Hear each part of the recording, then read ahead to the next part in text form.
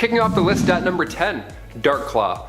Coming from the Amalgam universe, where DC and Marvel combine powers figuratively and literally, we get a Wolverine Batman double whammy. First appearing in Legends of the Darkclaw issue 1 back in 1996, at just age 5, young Logan Wayne witnessed the death of his parents, so now we have that Batman origin right off the bat to lay the foundation. Good stuff, always promising. And then Logan Wayne was sent to live with his uncle in Canada. But after poachers ambushed his home, we have even more family members biting the bullet.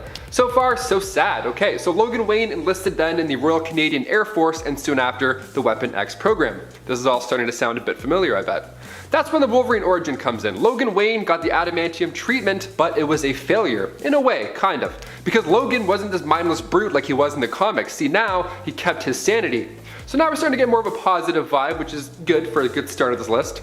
Afterwards, he was a free man, so he studied criminology, forensics, gymnastics, martial arts, anything he could get his hands on, including the 127 major styles of combat. That mixed with the claws, Logan Wayne is somebody I'd never want to cross paths with, either as Batman or just Wolverine. Either way, I'm like, no, you guys are both gonna kill me. And before we continue on with this list, if you want to go ahead and give this video a thumbs up, support our man Wolverine, he is Canadian, we are Canadian, only makes sense, really hit those thumbs up, you guys are the best. Let's get back to the list. Number 9, Wild Thing. For this one, we go over to the MC2 universe where Elektra married Wolverine and soon after came a child, of course. That daughter was named Rena Logan, and if that name doesn't ring a bell, she's also called Wild Thing.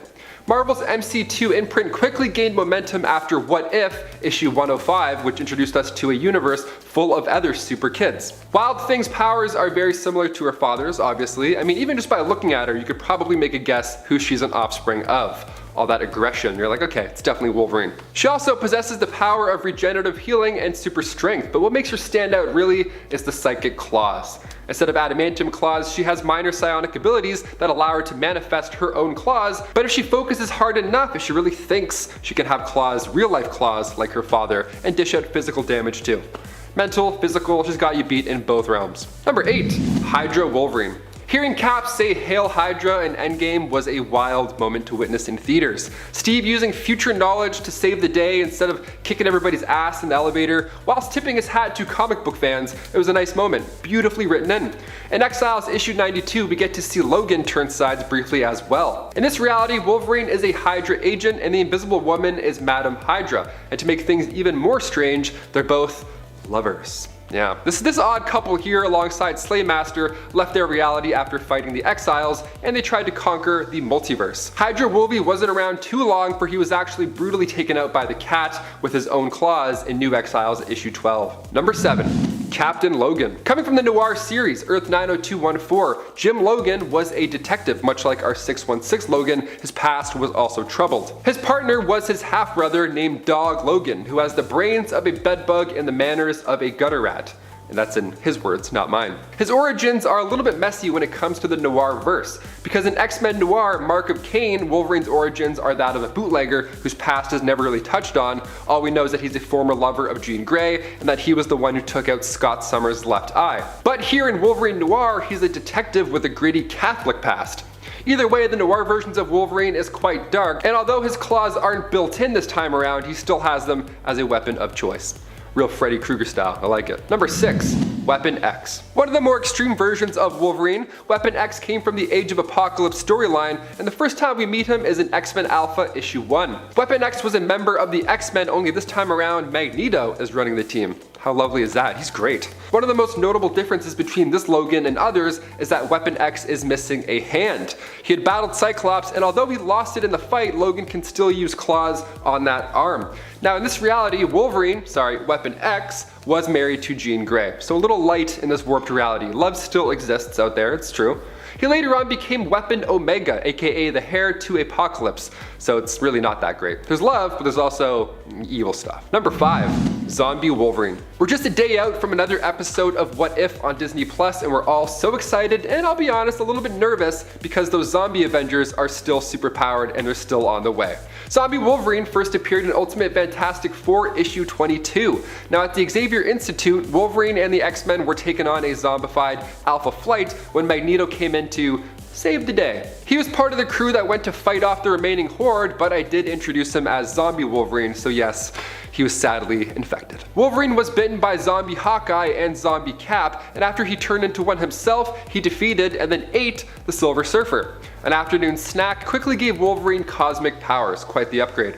It's a gory good time. If we had X-Men in the MCU right now, the zombie episodes would have been so much better, but we can't complain, it's still good stuff. Wolverine is a main character in the Marvel Zombies Dead Days and a minor antagonist in Marvel Zombies vs. Army of Darkness. If you haven't read either, I recommend you read both of them. Read all the zombie comics. I shouldn't have to sell you on how cool zombie superhero comics are. You know? Number 4, Mr. Murder Hands. There's a nickname, a rather fitting one, really. Logan from Earth 65 first appeared in Spider-Gwen Volume 2, Issue 20. He was a former Japanese samurai who was cursed by a witch. The curse was that you have to live on Earth for all the days that his targets, the people that he killed, would have. So he's gonna see quite a few days, basically. His memory here is also erased, and it happens right after he joins the Weapon X program, where he's also given his trademark adamantium claws. When he later joins S.H.I.E.L.D.'s Black Ops team, his fellow operatives give him the nickname of Mr. Murder Hands. Nice. Oh, this is your teammate, Edward Murderhands. Yeah, make sure you sign in. Great, break a like, team. Number 3, Primal Wolverine. A side we don't get to see too often is Logan's animalistic side. Although maybe it's for the best, we don't want to see that. We don't want any of that smoke, really. Coming from the Mutant X series back in 1998, we pick up with Wolverine, Sabretooth, and Wildchild, but this time around they're referred to as the Pack. Now in this story, Logan still goes crazy after Weapon X does their thing, but this time he's not alone. Sabretooth and Wildchild also endure these crazy experiments, each of them also going primal in the end. Now the 3 of them end up roaming the Canadian wilderness like an actual pack. But this pack is one you want to avoid. They end up going nuts by the end of the comic, like I said, but while they're in the wild, they did see other mutants, and in turn they all worked together for a hot moment to figure out what was happening in Weapon X. They have the right idea, but those animalistic impulses are just too powerful. Messy. Number 2, Old Man Logan. Mark Millar's Old Man Logan begins in Volume 3 of Wolverine on issue 66, and this is a future where supervillains have sadly won for the most part. Hulk and She-Hulk had kids, the Hulklings, who would beat the crap out of you if you didn't pay rent. So yeah, it's an odd future to say the least. Everybody has their own territory, so Logan now has to pay up for living in his. Hawkeye, who was much older and this time around he was blind, needed Logan's assistance to get across the country and deliver a secret package. This was a way Logan could get some of that rent money, so let's do it. Just talking about Logan paying rent money is a weird thing. When they get back from their trip, things have changed drastically. Now Hulk Gang actually took out Logan's family because, you know, they were bored. And that's what people do when they're bored in this dark future. No more games, no more talking. Now it's time for Logan just to get payback. Simple as that. Alternate reality, same temper. Logan gets Banner, he gets him right through the chest, so naturally he hulks out. And then when Hulk eats Logan, you think that would for sure be the end of it, but that's when Logan pops out from inside Banner. Surprise, we're gonna throw up. And finally, number 1. Old Man Venom. Coming from Edge of VENOMverse issue 4, we see Logan get captured by Angel, who is Archangel in disguise, and Hulk Jr. This story played out differently than the Old Man Logan storyline because this Wolverine told Bruce Banner Jr. what happened to his father. Archangel took Logan to the danger room of the X-Mansion, and that's where he and Bruce Jr. just ambushed him. Wasn't very happy this time around, although the first one wasn't really happy in any way, I guess, either. Bruce Jr. had this idea that maybe if he kills Logan, he can then use his DNA and create symbiote hybrid clones, but what ended up happening was Logan fought a Venomsaurus Rex, that same T-Rex from the original Old Man Logan storyline. The same one we see chasing Hawkeye and Logan. So he fought it, got eaten by it, and then considering the fact that Logan was eaten by the Hulk and ripped his way out, we already know that this is gonna be much better. He comes out better than ever. The symbiote ends up bonding with Logan in the T-Rex tummy, giving us a pretty exciting extreme upgrade. He rips his way through the dinosaur and subsequently rips his way through his enemies. Number 10, Lord Logan. With What If crushing it on Disney Plus currently, we have to take a look at this insane version of Logan from What If Volume 2, Issue 24. What if Wolverine was Lord of the Vampires? I'm still Team Edward, I don't care. The main difference is of course that Wolverine has a lust for blood this time around. Other than that, his characteristics don't change too much. His healing factor prevents him from turning, so he takes it upon himself to sink his own teeth into Dracula. Guy's a badass, go over Big D himself. One of the craziest parts here is when Wolverine quickly turns into a werewolf, he tells Dracula he's a quick learner, and now we have a new Dracula, Lord Logan. With Dracula's blood in him now, he loses any sense of humanity, and he's even more aggressive after than Dracula was. He turns over the New Mutants, he turns over the Hellfire Club, the Freedom Force, the Morlocks, everybody is getting bit. Doctor Strange was able to cast a spell to keep the undead out of his sanctum, but Vampire Juggernaut figured out a way and subsequently broke his body in one punch before becoming a snack himself. It's a pretty epic time. It's like a bat versus a wolf for a bit. It's great, go check it out. Number 9, Rancor. Making her first appearance in Guardians of the Galaxy issue 8 back in the early 90s, Rancor was born in the alternate reality of Earth 691 in the 30th century future of the Guardians. She was a 5th generation descendant of Wolverine, and she wasn't very heroic to say the least. She rules over a colony, and apparently every descendant of the Wolverine family line followed the same dark path. On her 16th birthday, Rancor clawed her father's beating heart out of his chest, and then of course she became the next ruler, and her first plan of attack was to enslave the entire human population. Happy birthday! Do you want a car? No, I want all the humans in the world. Thank you, give me.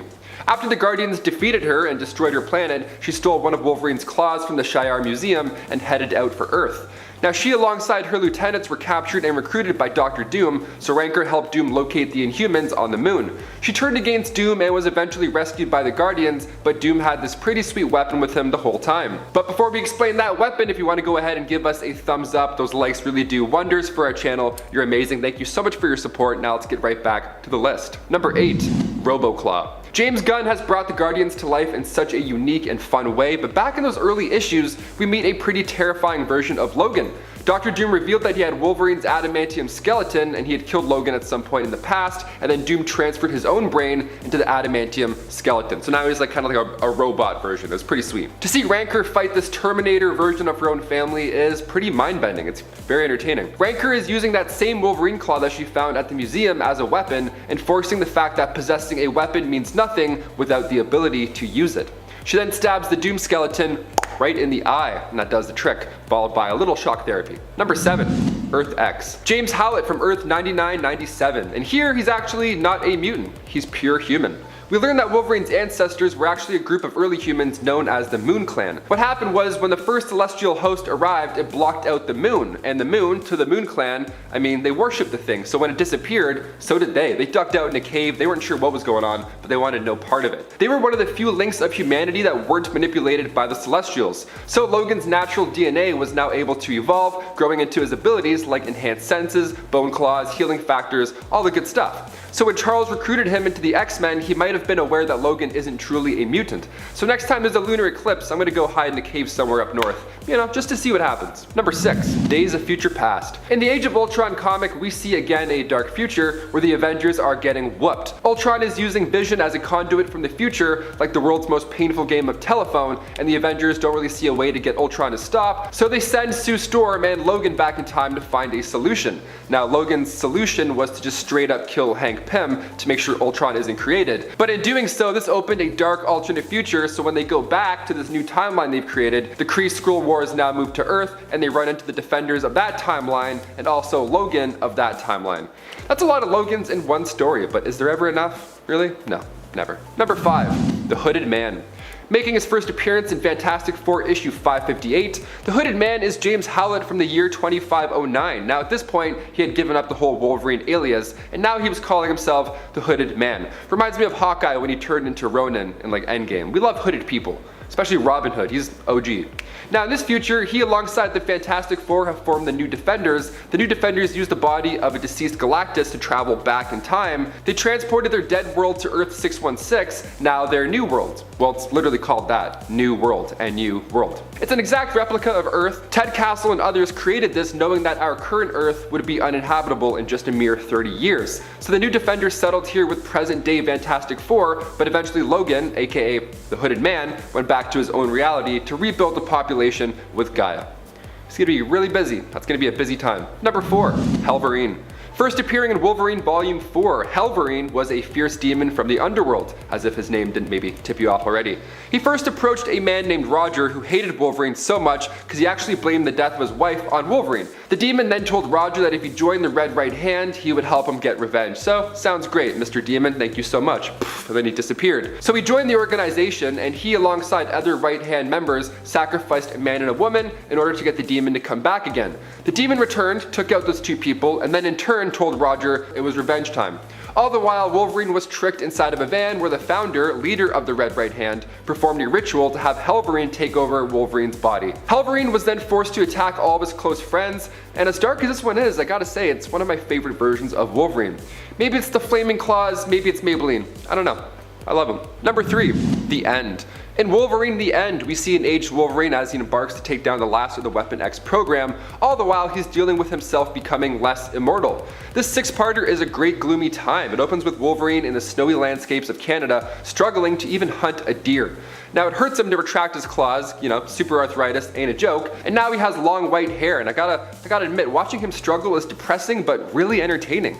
Because in this run he meets his long lost brother, who has apparently been watching him for a long time, and his brother tries to make it seem like he's going to help him discover the secrets of his past, but really he's just using him to nuke Vegas. So in the end, literally the end of the end, Wolverine is holding his long lost brother's body. It's quite sad, but definitely worth a read. Bring tissues, you'll need them. Number 2, James Hudson Jr. Jimmy Hudson, okay, first appeared back in the 2010s Ultimate X issue 1, but later on in Ultimate Comics Wolverine issue 4, he was the new Wolverine. Okay, who is this guy? So Jimmy Hudson is the son of Wolverine. So back when Logan was fighting in Iraq, he fought alongside a man named James Hudson, and they were pretty close because Logan trusted James enough to take care of his newborn son. Jimmy's last name was changed when the adoption became official, and Jimmy Jr. had no idea that he too was a mutant until his high school days. He took after his birth father even so. I mean, he was attracted to redheads, he was reckless, and of course, he was absolutely shredded. In Venomized, the Poison Hive invades Earth, and they force symbiotes to bond with various superhumans. When the X-Men helped out, Jimmy was bonded to one himself. And finally, number 1.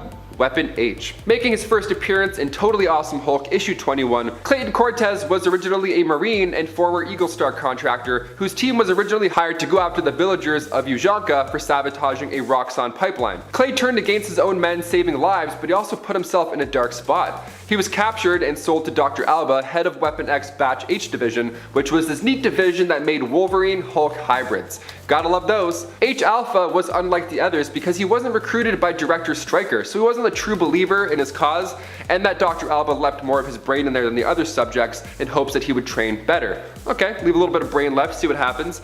H Alpha had about 15 minutes to go in the incubation process when a group of mutants showed up and raided the place. So Dr. Alba released H Beta to buy time, but when H Alpha was finally done, he beheaded H Beta. And then the Hulk came in, which at the time was Amadeus Cho, and he came in to hold him back. It was just nuts. People are getting their heads cut off, there's Hulk hybrids everywhere.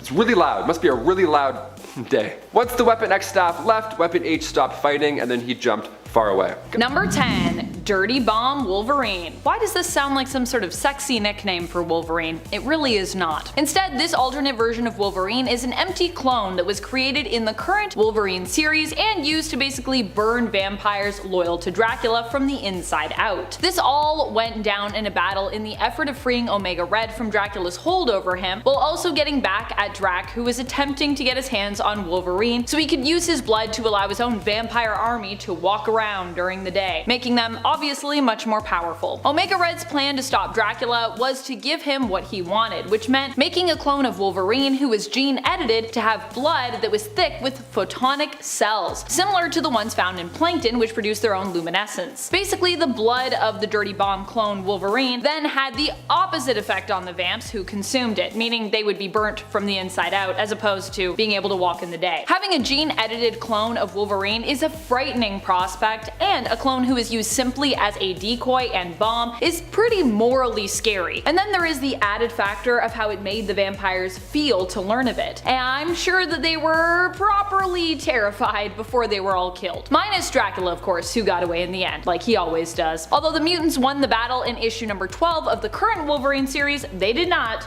win the war. Still continues with the Vampire Nation. Number 9. Darkclaw. If you find the Batman scary, and I mean, who doesn't? He is often drawn with the intention of looking intimidating and scary enough to strike fear into the hearts of goons and villains all across Gotham. Then take a seat, because Darkclaw is definitely going to spook you a bit here. Darkclaw comes to us from the Amalgam universe, where he was created as a cross between Marvel's Wolverine and DC's Batman, blending together two of the big two's most popular and frightening heroic characters. He's got the backstory and fortune of of Batman, but still boasts of the adamantium-coated skeleton and healing factor of Wolverine, meaning that Logan Wayne is not an alternate version that you would want to mess with. And all my ghouls out there, before we move on to this next spot, if you are loving this list and you want more Wolverine lists, be sure to let us know by clicking that like button and commenting down below. Also, if you click like and if you smash subscribe, you can call me Vampy. Number 8.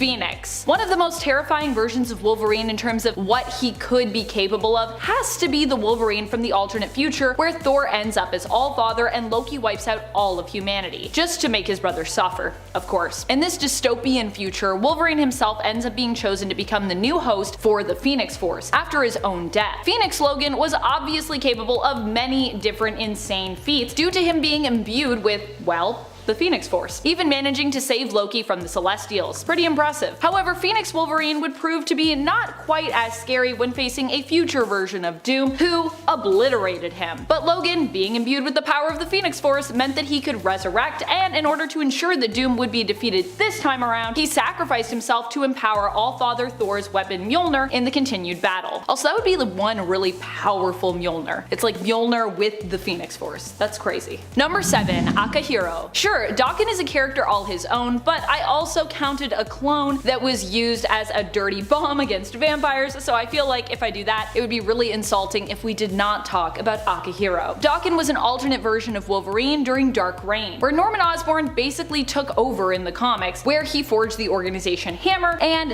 his very own Dark Avengers. The Dark Avengers were made up of former and current villains repurposed and remarketed as Avengers replacements. Osborn actually tried to recruit some of the original Avengers after they'd been disbanded, but of course they pretty much all refused. They were like, we know you're Norman Osborn, so. Daken was recruited to be Dark Wolverine on the team, and while AKTHIRO might not be quite as villainous in the comics currently, at the time he was still pretty much one of the baddies. Daken is a terrifying alternate because he has less of a moral code than his dad, who already isn't known for his light touch when it comes to dealing with his opponents. Daken, like his father, is also a skilled fighter and assassin who was trained since he was a child to become a killer and a weapon for Romulus to use against Logan. Oh, and if you're not familiar with him, he also has pretty much all the powers of his dad. His claws are just a little bit different. Actually, Daken also has pheromone powers, so he's not really more powerful than his dad in terms of skill, but power set, just saying. Number 6. Wolverine Noir. Jim Logan is one of the noir versions of Wolverine that we see in the Marvel Noirverse. Another shows up in the X-Men Noir series, but with a different backstory and also kind of a different name. He's a bootlegger, but the one we're focusing on here is a detective. Honestly, a lot of the noir versions of heroes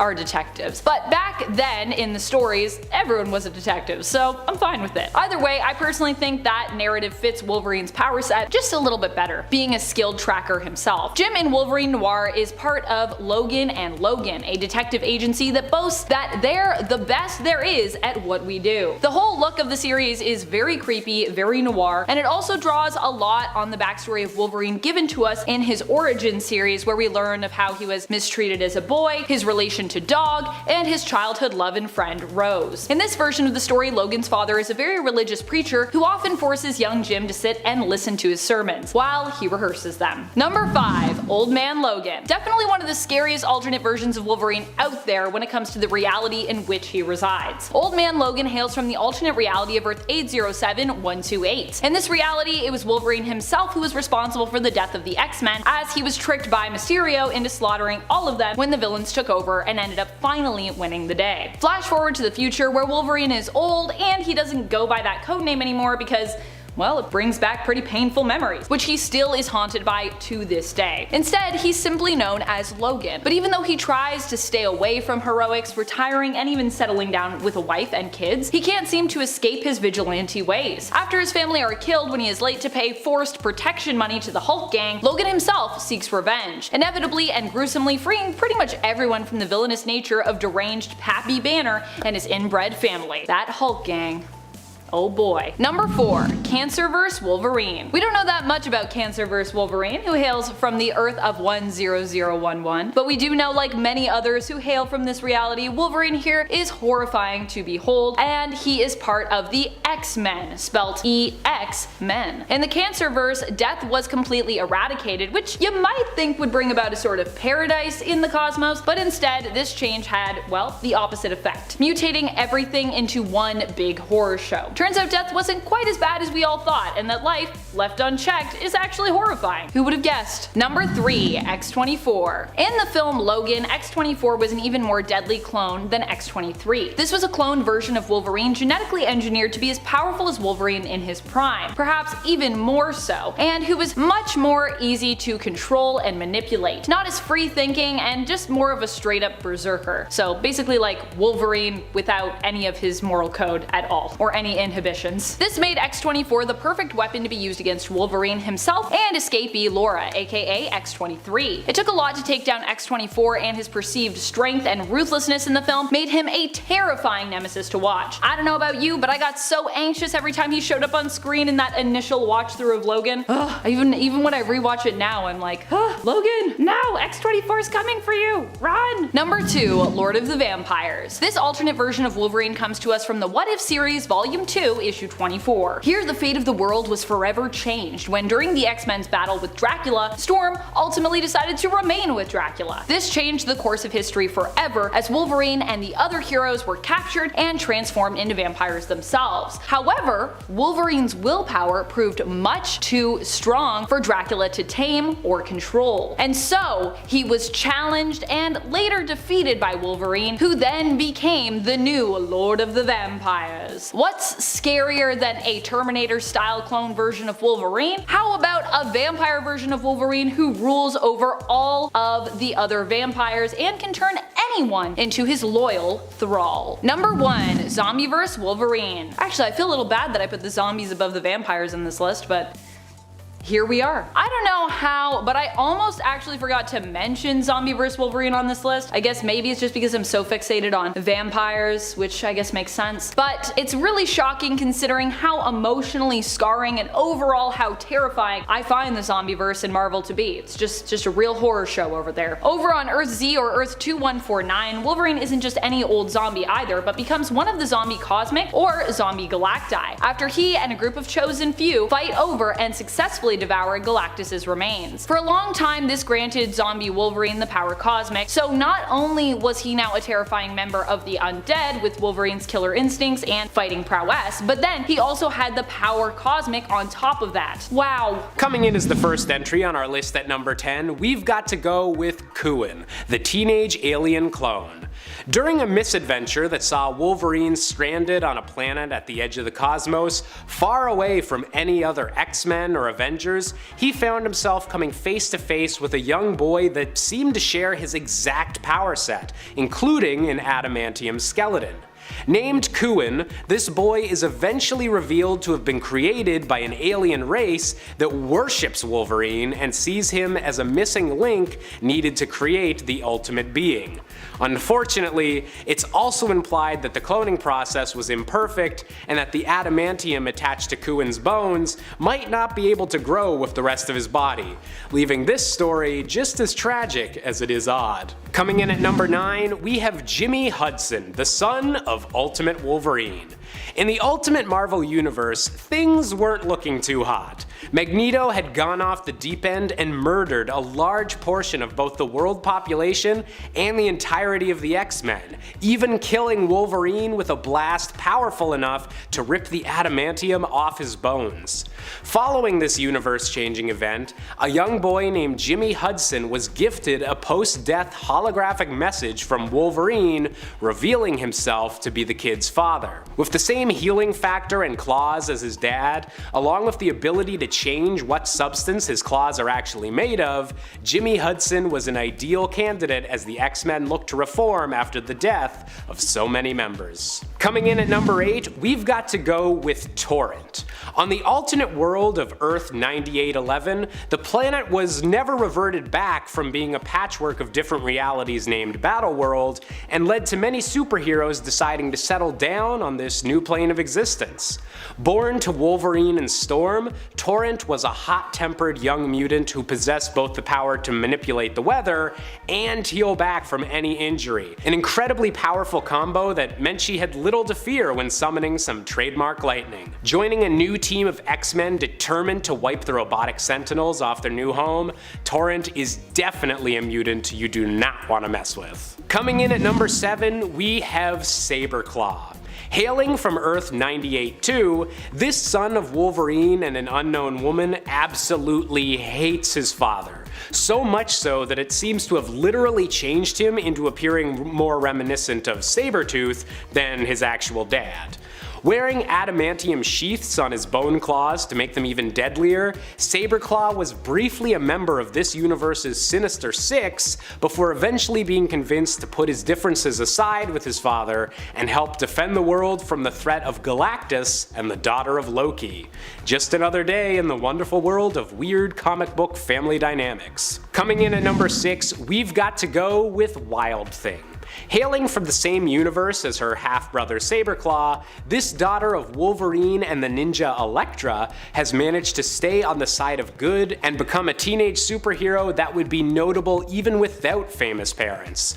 With increased speed, strength, and the ability to create claws out of pure psychic energy, Wild Thing is an incredibly powerful mutant that showcases the best influences of the X-Men and proves that even when the first generation is ready to retire, there'll always be an angry clawed mutant ready to protect the X-Men name. Coming in at number 5, we have the villainous Raze Darkholme. Hailing from a dark alternate future where Wolverine and Mystique had a son, Raze is an even more powerful shapeshifter than his mother, with all of the bloodlust and rage of his father unleashed.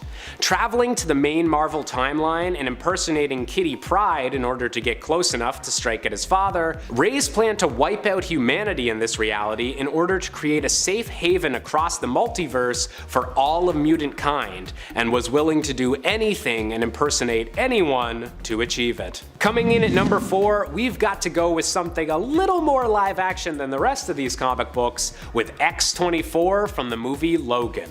An allegedly perfect clone of Wolverine, but with none of the compassion or humanity, X-24 was treated like an attack dog and followed the orders of Xander Rice to hunt down and capture the real Wolverine and the young mutant girl he was protecting. Based on Wolverine during his prime years, he was able to physically overcome the true Wolverine and was only able to be defeated by a bullet made of pure adamantium to the back of the head. Talk about overkill. Coming in at number 3, we have Hulk Jr. And no, I promise this didn't suddenly become a list about Bruce Banner's kids. In the alternate future that's often seen in stories involving Old Man Logan, Hulk Jr. is the last surviving grandson of Bruce Banner, and the last member of the infamous and cannibalistic Hulk gang.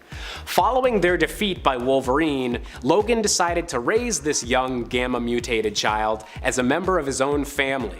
So, while the two might not be biologically related, Hulk Jr. grew into a heroic figure because of how he was raised, and would go on to start a new generation of heroes on this post-apocalyptic world, bringing some hope to a land filled with tragedy. Coming in at number 2, we have Laura Kinney, aka X-23. Created by the Weapon X project when they were attempting to remake the success of Wolverine with a genetic sample that had a damaged Y chromosome, Laura is otherwise a perfect clone of Logan in every way.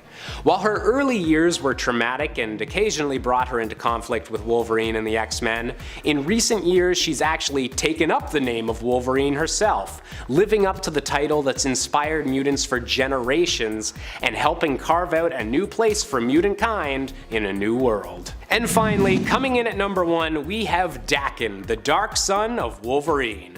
Named after the Japanese term for mongrel dog or bastard, Daken is the tragic child that Wolverine never knew about, his mother being murdered before Wolverine even knew he had a son. Cut from his mother's body, Daken was raised to hate his father, and in their very first encounter slashed open his stomach and left him to bleed to death. With the same incredible healing abilities and bone claws as his dad, Daken has had a long road of trying to find his proper place in the world, and has fought on the sides of both good and evil over the course of his tragic life. In recent years though, Daken does seem to have found some sense of belonging on the island of Krakoa, and has recently become a member of the new X-Factor team.